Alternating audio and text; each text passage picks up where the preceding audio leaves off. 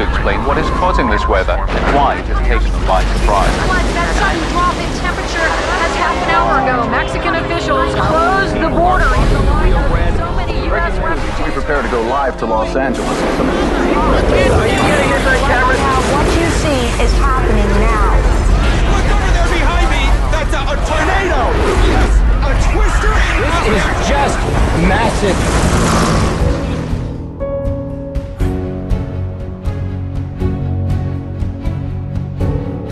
There he is, and he disappears. This car gets swept up in it, ends up 200 yards down the street. The guy on the scooter is there on the right of the screen. His scooter is 200 yards down the road. He does stand up, so he was looks like he's unharmed, which is just incredible considering how far that car was taken away.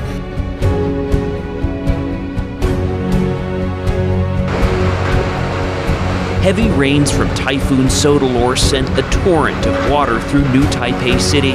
Rescue workers used ropes to help the stranded and unsteady caught in this flash flood.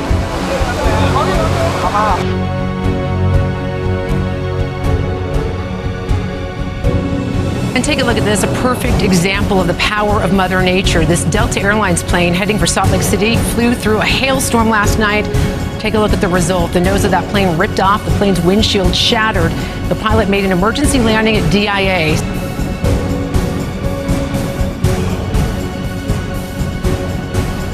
One of the attackers was injured, took shelter in a nearby house, and was later cornered by Turkish police. She was later captured and carried away on a stretcher. The other attacker is believed to be still at large.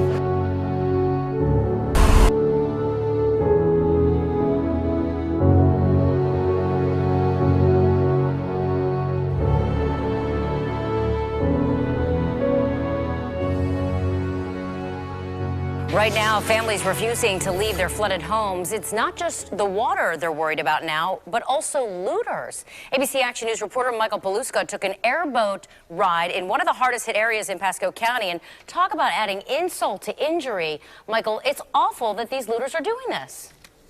Talk about adding insult to injury. Michael, it's awful that these looters are doing this. It is, you know, and when we were out here earlier tonight setting up our lights, people saw the lights were on, but they didn't know it was us. They actually came out here with a baseball bat and a flashlight and thought we were looters. This is one of the homes that has been evacuated behind me. I know it's hard to see. There's about 18 families that have been evacuated. Neighbors say they're going to watch these homes and make sure people don't come here and steal what's left behind. Neighbors say they're going to watch. No, we worried ourselves sick. There's no point worrying about things that we can't control. Stan Shaver is beyond exhausted. On Monday, he lost everything. I don't have the verbiage to express to you the level of anguish that we have. Days later, the water hasn't dropped, and residents who evacuated are worried looters might help themselves to electronics left behind. And this really is a tight-knit community here in Lake Worrell, and that is why when people come in here that they don't know, it raises alarm. They said that they caught a couple of kayakers checking out some of the homes. That's why they patrol often, to make sure that looting doesn't start. We all look out for each other because we're all we have. My house is nice. Sherry Sheffer's home has more than a foot of water inside. She's now living in a camper. The only positive, it has running water. So you can shower, but you have cold showers. Yes. So, you know, we just scream while we're showering.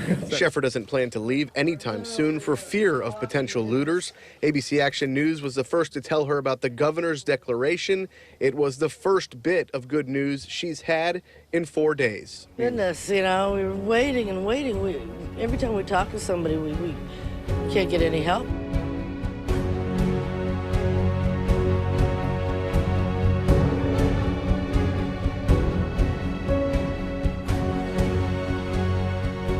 Officials in charge of a nuclear power plant in southern Japan plan to restart one of their reactors on Tuesday. This will be the first to be back online under tougher regulations introduced after the Fukushima accident in March 2011.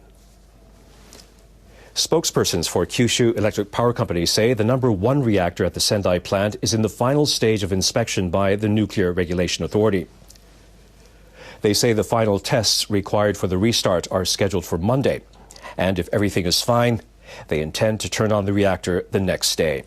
They say they'll exercise the utmost caution as the facility has been offline for more than 4 years.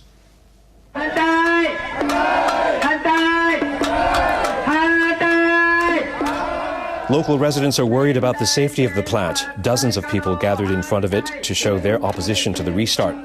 They say an accident like the one in Fukushima could occur in their neighborhood. The power company is restarting the plant, even though polls suggest a majority of people oppose it. We will protest until the end. Prime Minister Abe sought public understanding in Friday's Diet session. The government's policy is to proceed with the restart of nuclear plants that satisfy some of the world's toughest regulations, while seeking understanding from the local people. Abe said he wants the regulators to strictly follow the required steps.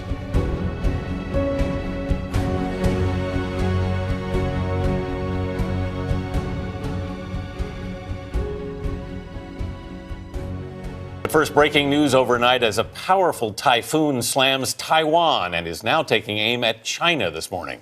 Super Typhoon Sodalor left at least 6 people dead on the small island nation. 4 others are missing.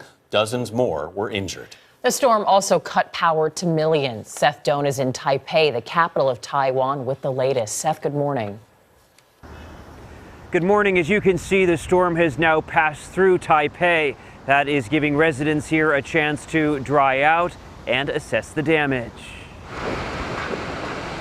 Heavy rains from Typhoon Sodalor sent a torrent of water through New Taipei City. Rescue workers used ropes to help the stranded and unsteady caught in this flash flood. In the mountain village of Taoyuan, rain triggered mudslides, surrounding homes downhill. Across Taiwan, thousands were evacuated. Along the coast, the maximum sustained winds of around 100 miles per hour churned currents. An 8-year-old and her mother were killed when they were swept out to sea. Here in the capital city, the powerful storm made driving dangerous. Some streets flooded, others were strewn with overturned scooters and debris. These heavy wind gusts are knocking down trees. You can see several up and down this street in Taipei. These downed trees are not only blocking roads, but they're knocking out power. At the height of the storm, around 3 million households lost electricity. Before barreling into Taiwan, this typhoon devastated the U.S. territory of Saipan, where 600 U.S. troops have now arrived to help with disaster relief. This as the typhoon now makes landfall again in southern mainland China. Vanita, Anthony. Seth Doan in Taipei. Thanks, Seth.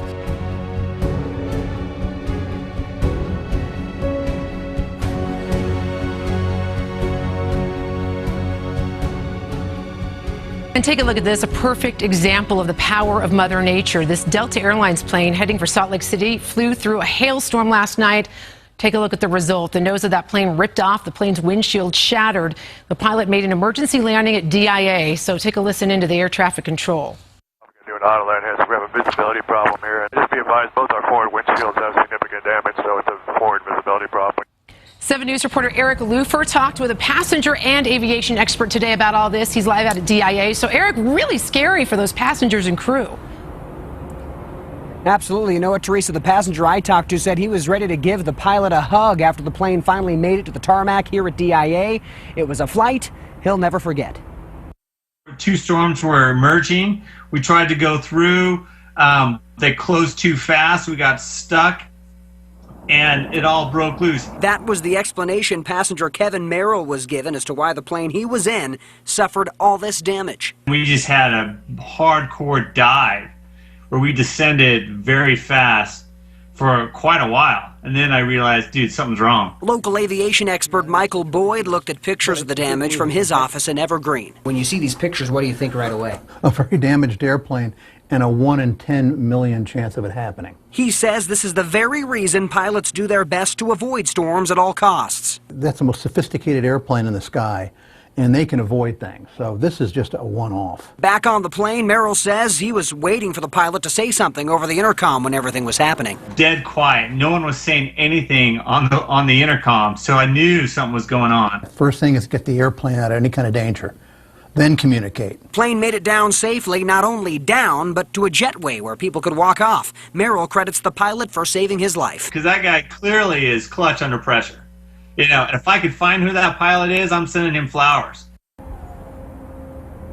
Just imagine being on that flight. One person was taken to a hospital with minor injuries. As for everyone else, they got on a new plane for Salt Lake City late last night, Teresa.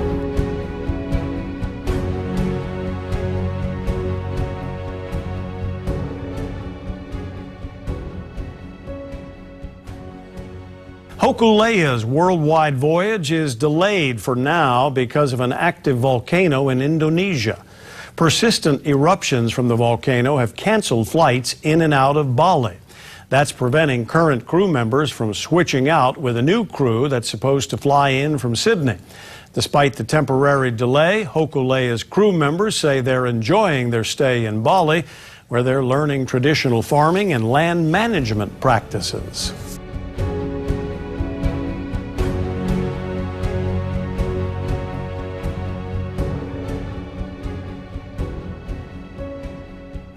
Sudilo has heaped misery on Zhejiang province despite weakening into a tropical storm. A storm has killed 14 people in the province so far, and 4 more still remain missing.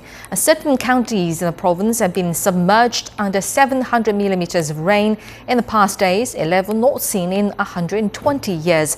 Provincial authorities have blamed the rain-triggered floods and landslides for the 14 casualties. The storm has toppled down hundreds of houses, damaged roads and cut off power in many regions. Almost 1.6 million people in Zhejiang have been affected and about 190,000 have been relocated.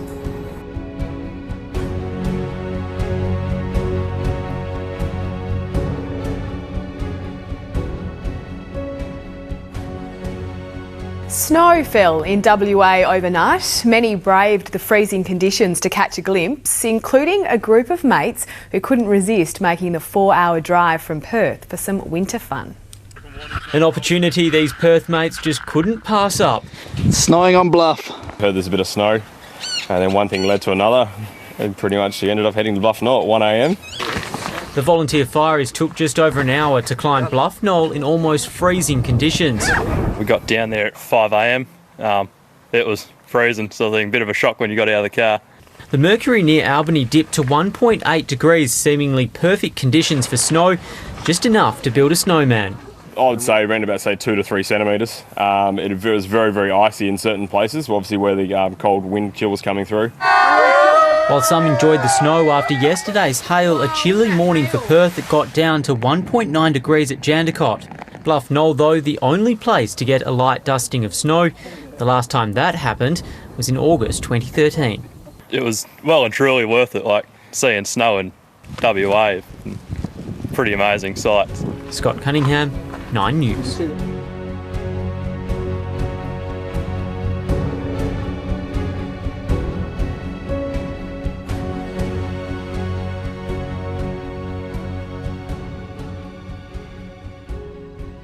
In Kaohsiung, strong winds sent a motorcycle flying several meters into the air. In the eastern county of Yilan, cargo trains blew onto their sides, and a freight airplane at Taoyuan International Airport weighing more than 10 tons was lifted off the ground. In Taipei City's Baitu district, the powerful storm took apart a 10-story scaffolding which crashed down on top of nearby residences and buildings and vehicles. And a Ferris wheel, which weighed over 600 tons, rotated about 17 times its normal speed, powered entirely by the wind.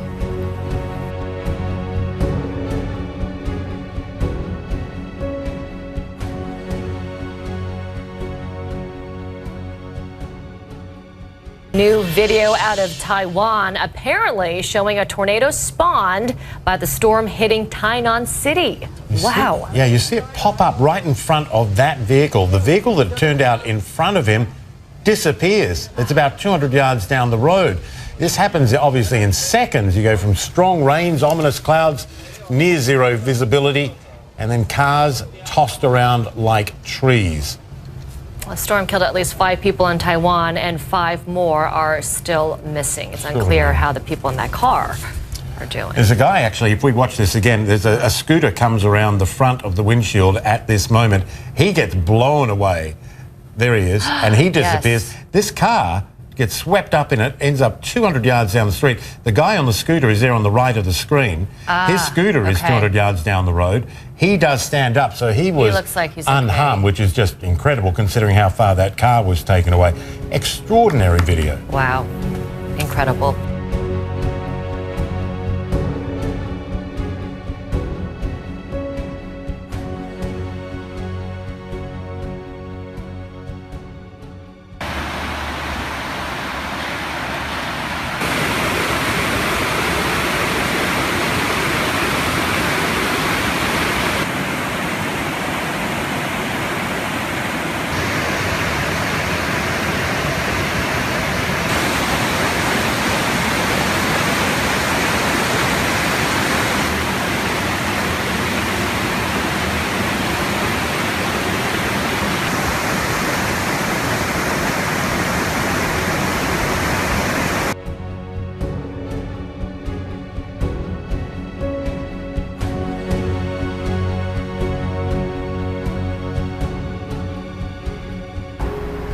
Yeah, I was at a function. I was just coming back from a church where a lot of people had gathered who had come here to remember what happened here with Michael Brown, but also remember that this really did create a new movement, a new civil rights movement. Going down the street, and suddenly I was stopped. There were a lot of police around. I got out of the car to see what was going on, and we noticed the chief. And as this protest is going on, where you've got a line of people in front of police protesting back and forth, face to face with police, suddenly I'm speaking to the chief, listening to what he's saying, and this is what happened. We just want to be as patient as possible. Message to those who are looting.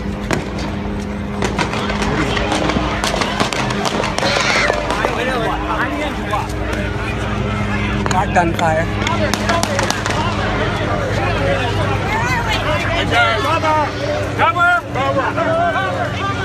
Over, guys. Come back over here.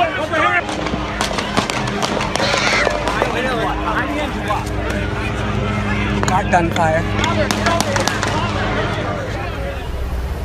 You can hear me saying that's gunfire. It was just a barrage going over and over and over. And that was just the first round of gunfire. About a few minutes later, we heard another round of gunfire, which was likely the gunfire with police engaging with the suspect. They say that the suspect, they went after him, that he then turned and tried to shoot at police after being in a confrontation with someone else that began all this, and that police fired back. They say they found a 9mm, stolen 9mm on him as well. And then there was a third shooting, Brooke, along Canfield Drive, and you will recognize that name. That is the place where Michael Brown was shot and killed. The protesters very upset with this because police have said this was not protesters. These were criminals trying to take advantage and use protesters as a smokescreen for some of the activity that they wanted to take part in.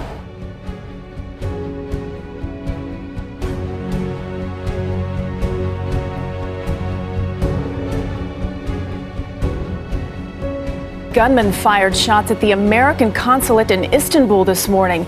It was one of a series of attacks that killed several people in Turkey's largest city. There is no word of any injuries at the consulate. Holly Williams is in Turkey tracking developments. Holly, good morning. Good morning. Turkish officials say that both of the assailants involved in the attack on the US consulate this morning were women. One of the attackers was injured, took shelter in a nearby house and was later cornered by Turkish police. She was later captured and carried away on a stretcher. The other attacker is believed to be still at large. Overnight, there was a separate car bomb attack on a police station in Istanbul, injuring 10 people. As police officers inspected the aftermath of the explosion, gunmen opened fire on them, sparking a shootout and leaving 4 policemen dead. This comes just 2 weeks after Turkey agreed to play a bigger role in the fight against ISIS. launching airstrikes against the extremists and allowing the US to launch strikes from a Turkish airbase. Turkey's also rounded up more than 1,000 suspected militants since last month, some with alleged links to ISIS, others with ties to communist and Kurdish groups. One of the women involved in the attack on the US consulate this morning has just now been named as Hatice Asik, a member of a banned communist group. Nora. All right, Holly Williams reporting from Turkey. Thank you.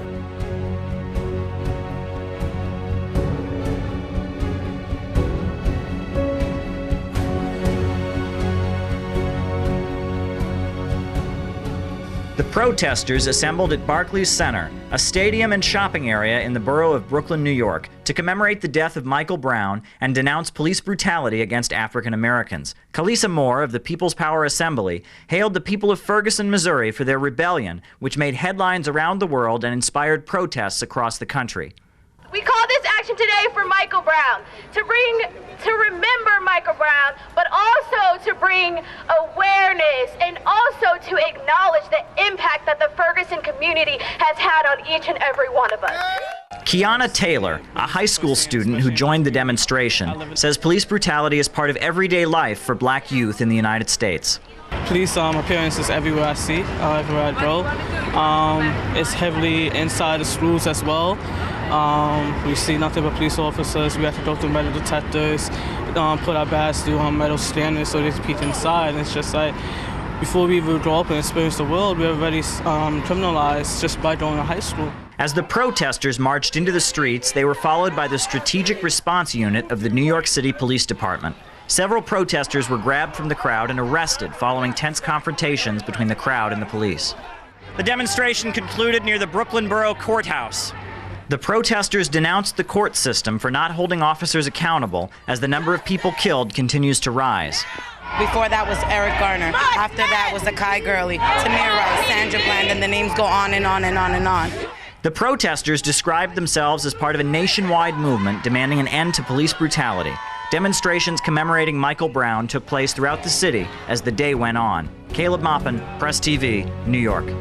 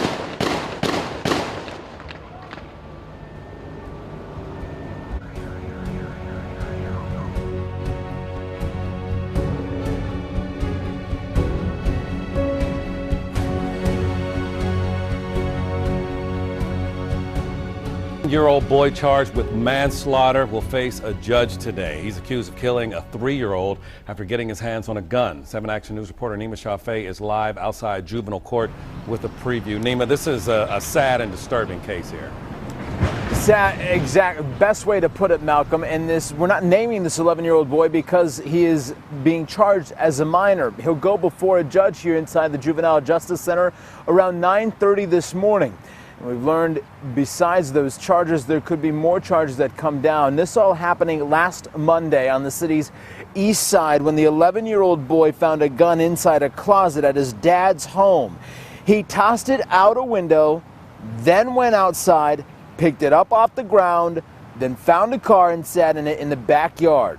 3-year-old Elijah Walker then followed him into the car, the gun going off, shooting the 3-year-old in the face, killing him.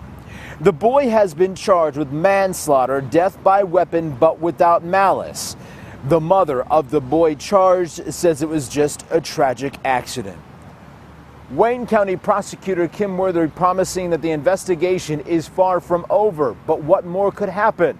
Could charges come against any of the adults? Why wasn't the gun locked up? Again, the 11-year-old boy goes before a judge at 9:30 this morning. We'll have complete coverage for you on later editions of Action News. We're live this morning outside the Juvenile Justice Center. I'm Nima Shafei, 7 Action News.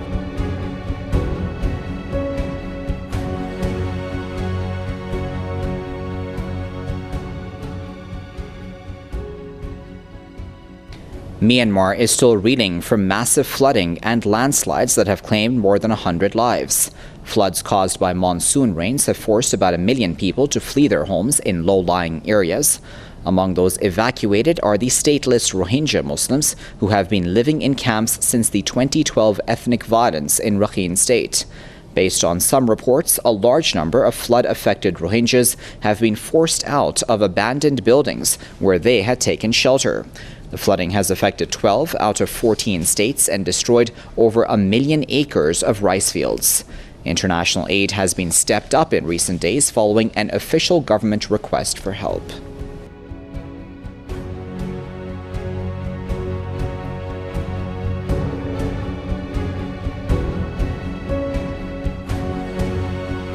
Mustard-colored water containing heavy metals is still pouring from an abandoned mine in Colorado. The spill has affected rivers that provide water for millions in the West. The latest now from Maria Villarreal. Wastewater continues to drain from the Gold King mine in Silverton, Colorado, 4 days after the contamination. The EPA confirms it's flowing out at a rate of about 500 gallons per minute. That yellow water laced with arsenic, lead, and other heavy metals reached New Mexico this weekend. Experts are still analyzing the waters to determine what the environmental and health impacts might be. The spill happened when an EPA-supervised cleanup crew accidentally breached a debris dam near the mouth of this mine, releasing more than 1 million gallons of sludge. In New Mexico, officials in the cities of Aztec and Farmington shut down the San Juan River's access to water treatment plants. Residents there have a 90-day supply of water. New Mexico Governor Susana Martinez criticized the EPA over its handling of the spill. It is completely irresponsible for the EPA not to have informed the state of New Mexico immediately. Professor Ashish Basu is a geochemist with the University of Texas in Arlington. He says the large amounts of metal in the water can be dangerous for humans and animals. Every metal that we have found that's toxic metals in water is bad for our system. The EPA plans to continue treating the drainage that is coming out of the mine site. They will also be doing more testing at the river and will publish that data as it becomes available. As a precaution, they are also providing private well owners with drinking water. Mireya Villarreal, CBS News, Dallas.